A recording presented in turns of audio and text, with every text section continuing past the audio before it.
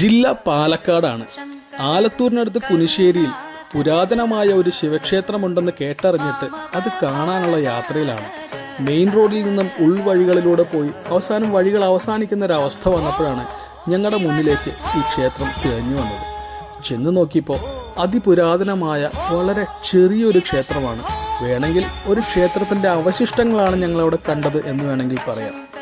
പണ്ടേതോ കാലത്ത് ഏതോ ഒരു പക്ഷി ആലിൻ്റെ പഴം ഭക്ഷിച്ചിട്ട് അതിൻ്റെ അവശിഷ്ടം ക്ഷേത്രത്തിന് മുകളിൽ കൊണ്ടുപോയിടുകയും അതവിടെ നിന്ന് മുളച്ച് വളർന്ന് പടർന്ന് പന്തലിച്ച് ഈ അവസ്ഥയിലായതാണ് എന്ന് വേണമെങ്കിൽ നമുക്ക് പറയാൻ സാധിക്കും. ആലിൻ്റെ വേരുകൾ ആ ക്ഷേത്രത്തെ ഏതാണ്ട് പൂർണ്ണമായും തന്നെ വിഴുങ്ങിയിരിക്കുന്നു. നിത്യപൂജ നടക്കുന്നതിൻ്റെ ലക്ഷണങ്ങളൊന്നും ഞങ്ങളിവിടെ കണ്ടില്ല. പക്ഷേ ഇടയ്ക്കൊക്കെ ആരൊക്കെയോ വന്ന് വിളക്ക് വെച്ച് പോകുന്നുണ്ട്.